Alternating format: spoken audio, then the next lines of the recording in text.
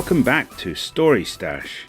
I'm your host Duncan, and these are some of my stories I've written. Today I'm reading from my book Ghost Whisperer, and this is chapter 37, so we're almost at the end. Let's get started. Chapter 37. The next morning, Ed awoke in his plush bedroom. He performed his morning routine and left for the family room.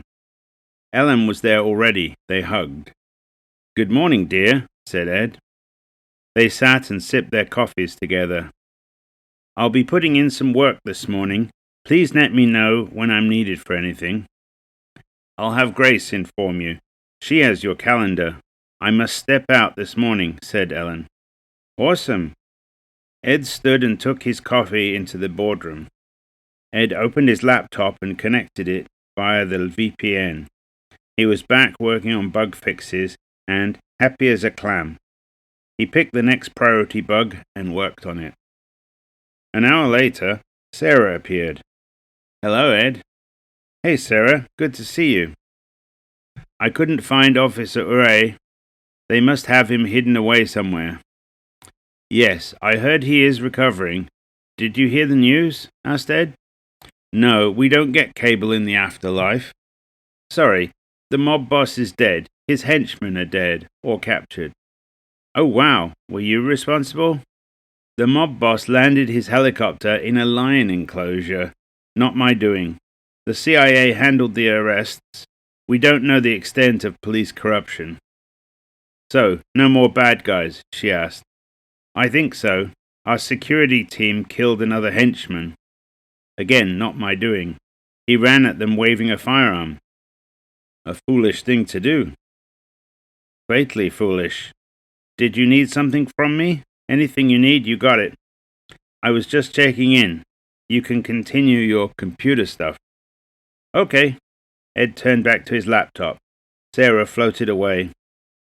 A calendar window appeared on Ed's computer. It said, "Meet with attorney in the boardroom at 10 a.m.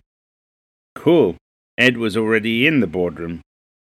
At exactly 10 a.m., Ed heard a knock on the boardroom door.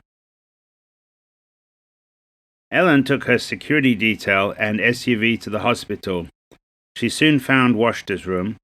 Washta was awake and staring out the window. Ellen's two security guards checked the room, then stood outside the entrance. "Ellen, so kind of you to come and visit me," said Washta. "Are they taking good care of you?" "Yes, they are.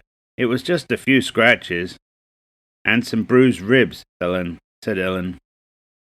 "He was a nasty person. He followed me home. My security made certain he won't hurt anyone ever again." "Oh my." "He was looking for Ed. Did he find him?" "Ed came to your place, but you were unconscious. He said Absaroki brought Mohi, who scared the villain off." "My Absaroki saved me?" asked Washta. "Yes, he did. Mohi chased the villain out of your home and into my security detail." Washta looked out the window. Absaroki was likely somewhere nearby. "I have a question for you. How do you get along with Schwab? I hear he's your nephew," asked Ellen. "He's a nice boy. Why?" "I plan on hiring him for your security detail. I'll arrange training." "Security detail?" "This will never happen again. It also means employment for a tribe member, so it's a double win. Perhaps later we'll build up a tribal security group to protect everyone." "Oh, that sounds interesting. You'll need to discuss it with the elders." "Okay, I'll do that. We can't afford to lose you, Washta. Besides, we've not planned my wedding yet." Washta chuckled, which broke into coughing. "It hurts when I laugh." Ellen handed her a glass of water. "Sip this." "Thank you." "I'm leaving a guard outside your room. I don't think there'll be another attack, but they know we're connected. Ed has made some nasty enemies." "You think they'd try to hurt me again?" "No, this is just extra insurance. You get well soon, and we'll bring you home safely." Soon, Ellen left, leaving a security guard outside the room. The door opened and an attorney walked into the boardroom, escorted by a security guard. "Good morning, Mr. Tanner. My name is Abbott," said the attorney. The security guard left, closing the door behind him. "Please, take a seat." The attorney took out the thick prenuptial agreement, plus his notes. "Sir, I've reviewed the draft agreement and found it to be most generous. The only way you'd lose is through betrayal, such as infidelity. In all other cases, you stand to gain handsomely." "Do you have any recommendations?" asked Ed. "Yes, sign this agreement as is, before she changes her mind. You're about to become a wealthy man." "Okay, this is easier than I thought." "Your assistant also insisted I walk you through her holdings. We can do that next." "Okay, sure. Walk me through the highlights." Abbott opened the agreement to a red sticky. "Let's begin with holding companies and business assets. Later we'll review real estate and other holdings." What followed was a long and detailed review that I won't bore the reader with. Suffice it to say, there was lots. "Wow," said Ed. "Yes, this is the largest list of holdings I've encountered." "So, how do I sign?" asked Ed. "I'll contact her attorney and we'll arrange a document signing, probably tomorrow." "Please proceed. We can't marry until we sign this." "Yes, sir." Abbott stood and put away the draft agreement. Ed escorted him to the front entrance. Later in the day, Ellen arrived at the boardroom. Ed stood and they hugged. "How's it going, dear?" she asked. "I've done some work, and I met with my attorney. We hope to schedule signing the prenup tomorrow." "Excellent. The tailor is here. Come with me." They exited the boardroom and walked together to the room for the fitting. The tailor was waiting inside like before. "Hello again, Mr. Tanner. If you'd come here, please."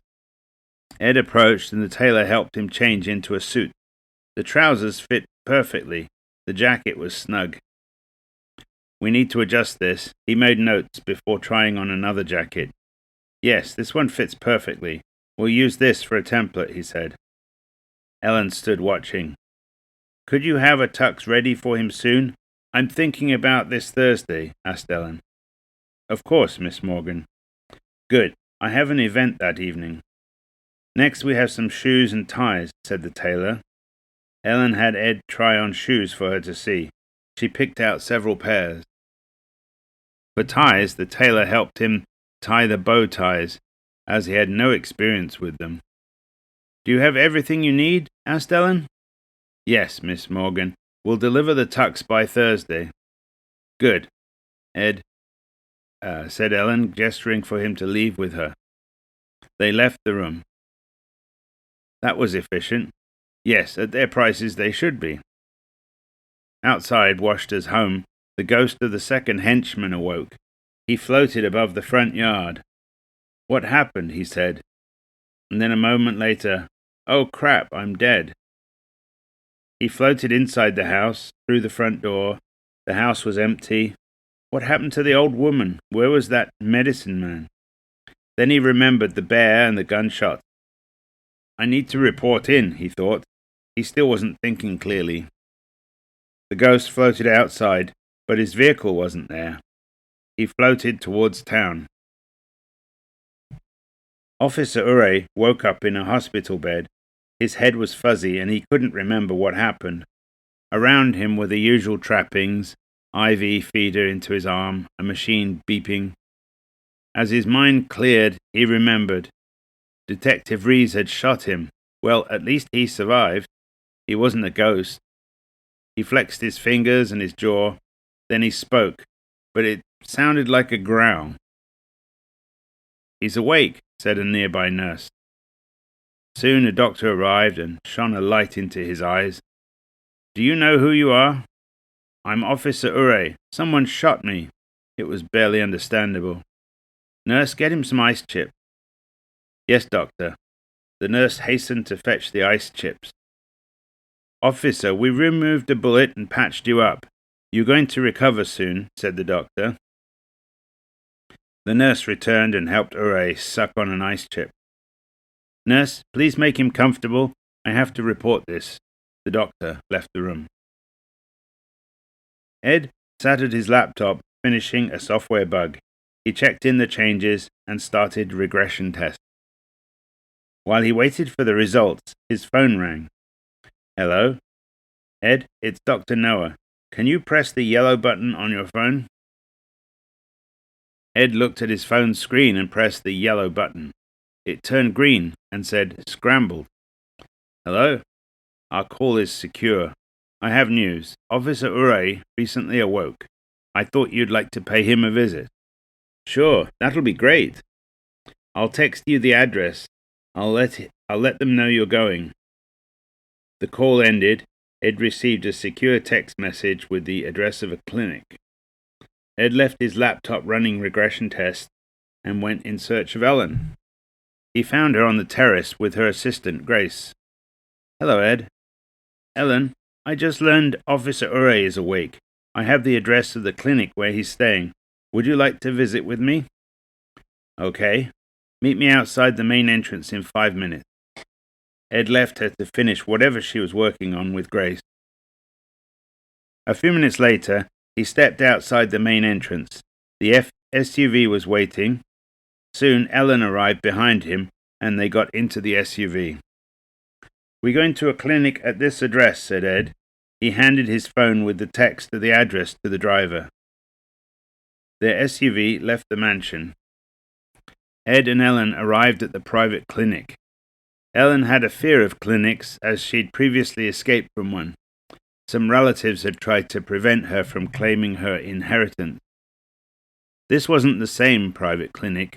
This was a government/CIA clinic. Their security detail escorted them inside to the reception area. Hello, I'm Ed Tanner. I was told you'd be expecting us, he said. And your code?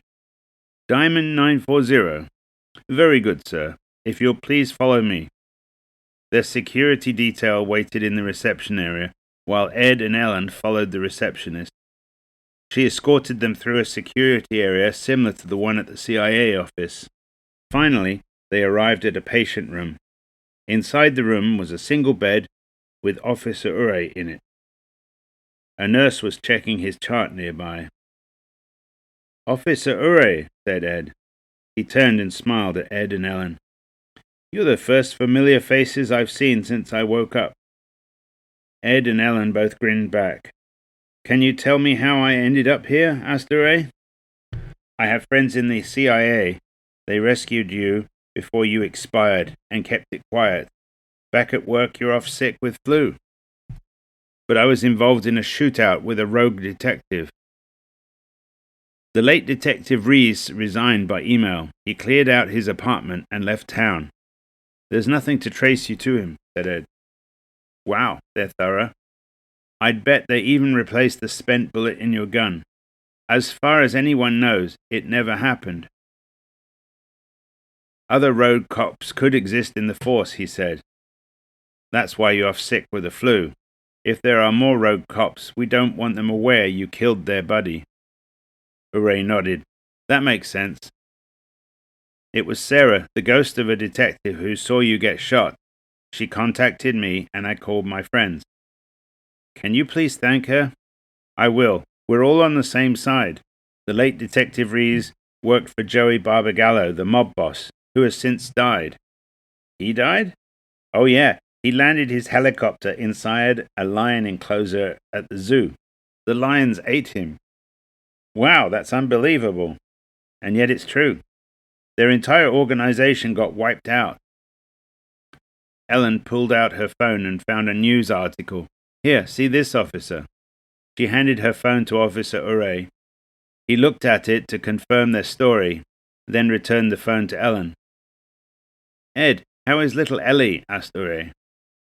She's fine, and living with her mother. Ellen has assigned a security detail to watch them. Ed, he doesn't know about Washta, said Ellen. Another villain attacked Washta. She is recovering in hospital and will be home soon. Someone attacked Washta? Yes, but they didn't figure about her friends. They're gone. You'll have to tell me more about it sometime. Will do. How long do you expect your flu to last? Asked Ed. Ure felt his side. It still hurt. I think it'll be a few more days. It's one of those serious flus that wipe you out for a week or more. Once you have a specific date, I'd like you to contact us. We have a wedding to plan, and we can't miss you, said Ellen. Sure, said Ure, grinning. The ghost of the second henchman arrived at his former boss's lair. There was no one present. Someone had emptied it of everything.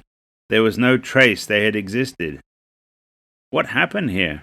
Where did everyone go? He thought. The ghost floated around the premises, searching for clues. He found nothing. Perhaps the boss moved. Did his contacts tip him off?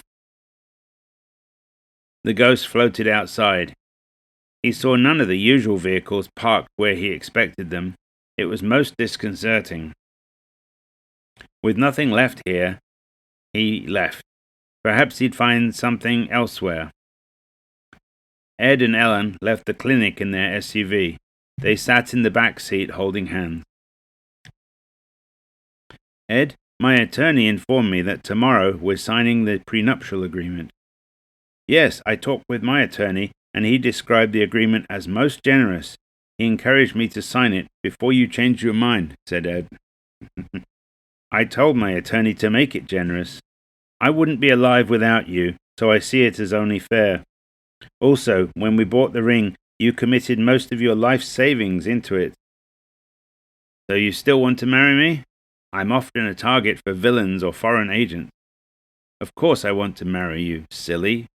I'm all in too. I'm crazy about you. Ellen kissed Ed to emphasize her commitment. Once Officer Ure and Washta are well, we can get married. I don't want to wait any longer, said Ed. Let's invite Kate and Ellie to our place for dinner and a movie. I can arrange a kids' movie in our theater, asked Ellen. That's a great idea. Can you call Kate? I can arrange a detail to escort her. Sure. Ed pulled out his phone and dialed Kate. Hello? Kate, it's Ed. Could you and Ellie visit our place for dinner and a movie? I suppose it's not too late. Sure. Kate is arranging for a security detail to escort you. They'll be in front of your place soon. You'll drive in your car and they'll follow. Is it still dangerous to be near you? I don't want Ellie at risk. All the villains are dead or gone. I can tell you more in person. This is just our being extra cautious. Okay, then. I'll wait for them to arrive. Ed leaned over to Ellen. She's agreed to come. Tell them my team will show their ID and use the password Rumpelstiltskin, said Ellen. Ed returned to his phone. Kate, Ellen says her detail will show you their ID and use the password Rumpelstiltskin. Wow, okay. I'll see you when you arrive, Kate. Ed ended his phone call. All done, said Ed. Me too. I ordered a kid-friendly buffet. You can help Ellie pick a movie. Awesome. By now, their SUV had arrived outside the main entrance. Ed and Ellen stepped out of the vehicle and walked inside. Ed, did your attorney go over the list of assets? Asked Ellen. Yes, dear. At least the highlights. Very good. Ellen held Ed's hand and almost skipped to the family room. She felt so happy. Later, Ellen got a call on her phone. Ed, our guests are arriving, she said. They stood and walked outside. Kate arrived in her beat-up Honda, followed by an SUV. She stopped in front of them. She exited her car and reached into the back seat to get Ellie from her car seat. I'm glad you could make it, said Ellen. Thank you. Your security detail were polite to me. That's good. I told them you were family and their top priority. Ellie ran over to hug Ed. Hello, Uncle Ed. Ed picked her up, and they turned to enter the mansion. They passed the security guard, who was just inside the entrance. We've increased our security level recently, Ed said to his sister. Ed, you know where our theater is? I arranged the buffet in the adjacent room, asked Ellen. Okay, said Ed. Bro, you have that many rooms you can lose track? Asked Jake. Kate, joking. Hey, I didn't lose track. I'm new here. Ed led the way along the corridor. He located the theater, and the door beside it was open. Ed carried Ellie inside. They'd set up a buffet table loaded with goodies. 2 servers stood nearby, ready to help. Ed put Ellie down and picked up a plate for her. Okay, Ellie, you get to pick whatever you'd like for your dinner. Cool. Ellie started pointing at things, and Ed loaded up a plate for her. Ed, I asked for some TV dinner tables in the theater. Okay, dear. Ed took Ellie and her plate next door. There was exactly the sort of tables ready for them. Ellie, pick where you want to sit. Naturally, Ellie sat in the front row. Ed put her plate on a table in front of her. This is awesome, Uncle Ed. I'll find the remote and you can help me choose a movie, said Ed. Ed fetched the remote and they pulled up the menu of children's movies. Ellie picked a Despicable Me movie. Ed started it playing. I'm going next door for some food for myself. I'll be right back. Okay, she said, while munching on something and watching the opening titles. Ed returned to the other room. Ellen and Kate were talking. Kate looked over at Ed.